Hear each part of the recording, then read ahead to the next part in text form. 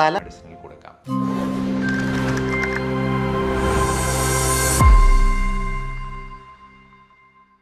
തല മറന്ന് എണ്ണ തേക്കരുത് എന്ന് നമ്മൾ പലരും കേട്ടിട്ടുണ്ട്. എന്നാൽ എനിക്ക് നിങ്ങളോട് പറയാനുള്ളത്, നിങ്ങൾ തല മറന്ന് എണ്ണ തേക്കണം എന്ന് തന്നെയാണ്.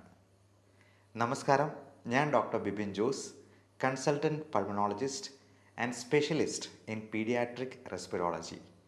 തല മറന്ന് എണ്ണ തേക്കണം എന്ന് പറയാൻ പ്രധാനപ്പെട്ട കാരണം, ഞാൻ അലർജിയിൽ സ്പെഷ്യലൈസ് ചെയ്യുന്ന ഒരു ഡോക്ടറാണ് എന്നുള്ളത് കൊണ്ട് തന്നെയാണ്.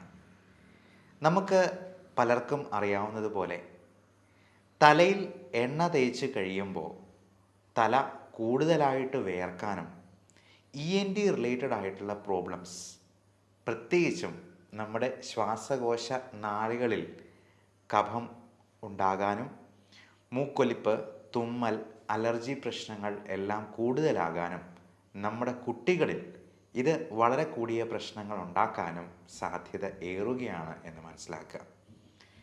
എൻ്റെ അടുക്കൽ വരുന്ന അലർജി രോഗികളിൽ പലരിലും ഞാൻ കണ്ടിട്ടുള്ള ഒരു കാര്യമാണ്, തല നിറച്ച് എണ്ണ ഇങ്ങനെ മെഴുകിയിട്ടിരിക്കുകയാണ്. അത് കുറച്ച് നെറ്റിയിലേക്കും ചിലപ്പോൾ കഴുത്തയിലും ഒക്കെ നിൽക്കും. ഈ തല മറന്ന് എണ്ണ തേക്കുക എന്ന് പറയുന്നത് കൊണ്ട് ഞാൻ ഉദ്ദേശിച്ചത്, തല ഒഴിച്ച് ബാക്കിയുള്ള ഭാഗങ്ങളിലെല്ലാം നല്ലപോലെ എണ്ണ പുരളണം എന്നുള്ളത് കൊണ്ട് തന്നെയാണ്. കാരണം തലമുടിയിൽ ഈ എണ്ണ കൂടുതൽ സമയം ഇരുന്നാൽ നമ്മുടെ തല ഒത്തിരി വിയർക്കാനും, അത് മാത്രമല്ല പല രീതിയിലുള്ള പൊടിപടലങ്ങൾ നമ്മുടെ തലയിൽ വന്ന് അടിയാനും, നമ്മൾ ശ്വസിക്കുന്ന വായുവിൽ ഈ അലർജൻസ് എല്ലാം ഉള്ളിലോട്ട് പോയി നമുക്കുള്ള അലർജികളും റെസ്പിറേറ്ററി ഇൻഫെക്ഷൻസും ഒക്കെ കൂടുതലാകാനും കാരണമാകും. പ്രത്യേകിച്ചും ഈ കൊറോണ കാലത്ത് നമ്മൾ കുളിക്കുമ്പോൾ ദേഹമാസകലം സോപ്പിട്ട് കഴുകും. പക്ഷേ നമ്മുടെ തലയിൽ ഒരു തുള്ളി ഷാമ്പു ഇട്ട് ഈ തലയൊന്ന് കഴുകാനായിട്ട് എത്ര പേർ ഓർക്കാറുണ്ട്, ശ്രദ്ധിക്കാറുണ്ട്? നമ്മൾ വിട്ടുപോകുന്ന മർമ്മപ്രധാനമായ സ്ഥാനമാണ് തലയും തലമുടിയുമൊക്കെ. അപ്പോൾ തലയിൽ എണ്ണ തേക്കുകയാണെങ്കിൽ കുളിക്കുന്നതിന് ഒരു അരമണിക്കൂർ മുൻപ് തേച്ച് പിടിപ്പിച്ചിട്ട് കുളിക്കുന്ന സമയത്ത് ഒരു തുള്ളി ഷാമ്പു ഇട്ട് അത് കഴുകിക്കളയുകയും കൂടെ ചെയ്യുക. ഇനി തല മറന്ന് എണ്ണ തേക്കുന്നതിനെ പറ്റി നമുക്ക് ചിന്തിക്കാം. തല മറന്ന് എണ്ണ തേക്കുമ്പോൾ തലയൊഴിച്ച് ബാക്കി എല്ലാ ഭാഗത്തും നമ്മൾ ഓയിലിൻ്റെ ഒരു നേർത്ത പാളി, ഒരു ചെറിയ കോട്ടിങ് നമ്മൾ കൊടുക്കുകയാണ് ചെയ്യുന്നത്. അത് നമ്മുടെ സ്കിന്നിൽ ആവശ്യമായ ഹൈഡ്രേഷൻ ഉണ്ടാകാനായിട്ട് കാരണമാകും. നമുക്കറിയാം, ഇപ്പോൾ പലപ്പോഴും സ്കിൻ ഡിസീസസിന് പ്രധാനപ്പെട്ട കാരണം ഈ ഡീഹൈഡ്രേഷൻ തന്നെയാണ്. അതായത് ആവശ്യമായ ജലാംശം നമ്മുടെ ചർമ്മത്തിൽ ഉണ്ടാകാതെ പോകുന്നത് കൊണ്ട് തന്നെ ചൊറിച്ചിലും മറ്റ് ഫംഗൽ ഇൻഫെക്ഷൻസും ഉണ്ടാകാനായിട്ടുള്ള സാധ്യത ഏറെയാണ്. അതുകൊണ്ട് പലപ്പോഴും നമ്മൾ ഒരു ഹൈഡ്രേറ്റ് ചെയ്യാനായിട്ടുള്ള ജെല്ല് വേറെ പ്രിസ്ക്രൈബ് ചെയ്ത് കൊടുക്കുകയാണ് ചെയ്യാറ്.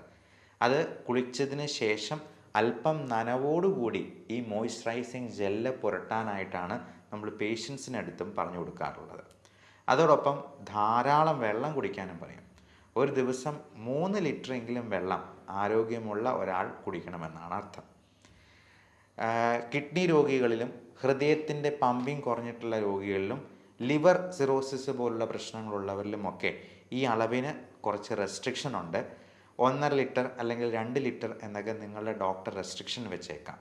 കാരണം നമ്മൾ അതിൽ കൂടുതൽ വെള്ളം ഒരുമിച്ച് കുടിക്കുക മറ്റോ ചെയ്തെന്നാൽ നമ്മുടെ ശരീരത്തിൽ എല്ലായിടത്തും നീർക്കെട്ടുണ്ടാകാനും അതിൽ ഏറിയ പങ്കും നമ്മുടെ ശ്വാസകോശത്തിൽ അടിയാനും ഒക്കെ സാധ്യതയുണ്ട്. പൾമണറി എഡിമ എന്നാണ് നമ്മൾ പൾമണോളജിസ്റ്റ് അതിനെ വിശേഷിപ്പിക്കുക. അപ്പോൾ നമ്മൾ തല മറന്ന് എണ്ണ തേക്കുന്നത് വഴി ഈ അധിക വെള്ളം കുടിക്കാതെ തന്നെ നമ്മുടെ ചർമ്മം മോയ്സ്ചറൈസ് ചെയ്യാനായിട്ട് നമുക്ക് സാധിച്ചേക്കും. ഈ ചർമ്മരോഗങ്ങൾ ഇപ്പോൾ വളരെ കൂടുതലായിട്ട് കാണാറുണ്ട്. അതും അലർജിയുടെ ഭാഗമായിട്ട് ഉണ്ടാകുന്ന ഒരു പ്രശ്നമാണ്. ഈ അലർജി തന്നെ നമ്മുടെ ശ്വാസനാളികളെ ബാധിക്കാം. മൂക്കടപ്പ്, തുമ്മൽ, കണ്ണ് ചൊറിച്ചിൽ പോലുള്ള പ്രശ്നങ്ങളായിട്ട് വരാം. കണ്ണിൽ ചൊറിച്ചിലുണ്ടാകുമ്പോൾ നമ്മൾ അതിനെ അലർജിക് കൺജങ്ക്റ്റിവൈറ്റിസ് എന്ന് വിളിക്കും. മൂക്കിൽ പ്രശ്നം ഉണ്ടാക്കുന്നതിനെ അലർജിക് റൈനൈറ്റിസ് എന്ന് പറയും. ഈ അലർജി ശ്വാസകോശത്തെ ബാധിക്കുമ്പോഴാണ് നമ്മൾ അതിനെ ബ്രോങ്കിയൽ ആസ്മ എന്ന് വിശേഷിപ്പിക്കുക. അപ്പോൾ ഇത് സ്കിന്നിൽ അലർജി ഉണ്ടാക്കാതിരിക്കാൻ വേണ്ടിയാണ് നമ്മൾ ആവശ്യമായ ഹൈഡ്രേഷന് ഉപകരിക്കുന്ന രീതിയിൽ തല മറന്ന് എണ്ണ തേക്കാനായിട്ട് പറഞ്ഞു കൊടുക്കാറുള്ളത്. അപ്പോൾ എല്ലാവരും ഈ പ്രധാനപ്പെട്ട വിവരം മറ്റുള്ളവരിലേക്ക് ഷെയർ ചെയ്ത് എത്തിക്കാനായിട്ട് ശ്രമിക്കുക. ഇങ്ങനെയുള്ള അലർജി എന്തെങ്കിലും ഉണ്ടെങ്കിൽ നിങ്ങൾക്ക് ഇതിനെപ്പറ്റിയുള്ള സംശയങ്ങൾ ഇവിടെ കാണുന്ന വാട്സപ്പ് നമ്പറിൽ ബന്ധപ്പെട്ട് സംശയ നിവാരണം നടത്താവുന്നതാണ്. ഓൺലൈൻ കൺസൾട്ടേഷനും അവൈലബിൾ ആണ്. ലോകത്തെല്ലായിടത്തും മോഡേൺ മെഡിസിനിൽ ഒരേ മരുന്നുകൾ തന്നെയാണ് കൊടുക്കുക. അപ്പോൾ അങ്ങനെയുള്ള മരുന്നുകൾ ആവശ്യമുണ്ടെങ്കിൽ നിങ്ങൾക്ക് അത് നിങ്ങളുടെ സമീപത്ത് നിന്ന് തന്നെ അവൈലബിൾ ആക്കാവുന്നതുമാണ്. ഈ അലർജി ഉള്ളവർക്ക് വളരെ എഫക്റ്റീവായിട്ടുള്ള ട്രീറ്റ്മെൻറ്റ് നമുക്ക് മോഡേൺ മെഡിസിനിൽ കൊടുക്കാം. അലർജി ഉള്ളവർക്ക് അത് പൂർണ്ണമായിട്ടും മാറ്റാവുന്ന രീതിയിലുള്ള ഇമ്മ്യൂണോ തെറാപ്പി പോലുള്ള മൊഡാലിറ്റീസും നമുക്കിന്ന് അവൈലബിൾ ആണ്.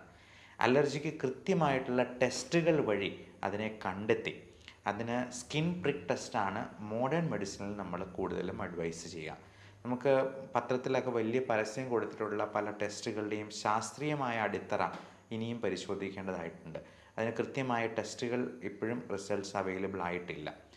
അതുകൊണ്ട് കൃത്യമായിട്ടുള്ള പരിശോധനകളും ബ്ലഡ് ടെസ്റ്റും ഇമ്മ്യൂണോഗ്ലോബുലിൻസിൻ്റെ അളവും ചെക്ക് ചെയ്ത് അലർജിയെ കൃത്യമായി കണ്ടെത്തിയെന്നാൽ നമുക്ക് ഇത് പൂർണ്ണമായിട്ടും മാറ്റാവുന്ന രീതിയിലോ അല്ലെങ്കിൽ 95% കൺട്രോൾ ചെയ്യാവുന്ന രീതിയിലോ നമുക്ക് ഇതിന് മരുന്നുകൾ കൊടുത്ത് ആവശ്യമായിട്ടുള്ള കരുതലുകൾ എടുത്തുകൊണ്ട് തന്നെ നമുക്ക് ചെയ്യാവുന്നതാണ്. ഇതിനൊക്കെ മുൻപായിട്ട് നമുക്ക് ചെയ്യേണ്ട കാര്യം അലർജി ഉണ്ടാക്കുന്ന അലർജൻസ് എന്തൊക്കെയാണെന്ന് കണ്ടെത്തി അത് പൂർണ്ണമായിട്ടും മാറ്റിയെടുക്കുക, നമ്മുടെ വീട്ടിൽ നിന്നും അതിനെ ഒഴിവാക്കുക എന്നുള്ളത് തന്നെയാണ്. അപ്പോൾ ഈ അലർജൻസ് എന്തൊക്കെയാണ് എന്നുള്ളതിനെ പറ്റിയും കൃത്യമായിട്ടുള്ള വിവരണങ്ങളും നിർദ്ദേശങ്ങളും നിങ്ങൾക്ക് തരുന്നതാണ്. Everyone stay healthy, stay safe. അപ്പോൾ നിങ്ങളുടെ കുട്ടികളോട് പീഡിയാട്രിക് പൾമണോളജിയിൽ സ്പെഷ്യലൈസ് ചെയ്തിരിക്കുന്ന ഒരു ഡോക്ടർ എന്ന നിലയിൽ ഞാൻ വീണ്ടും പറയുന്നു, തല മറന്ന് എണ്ണ തേൽക്കുക. നന്ദി, നമസ്കാരം.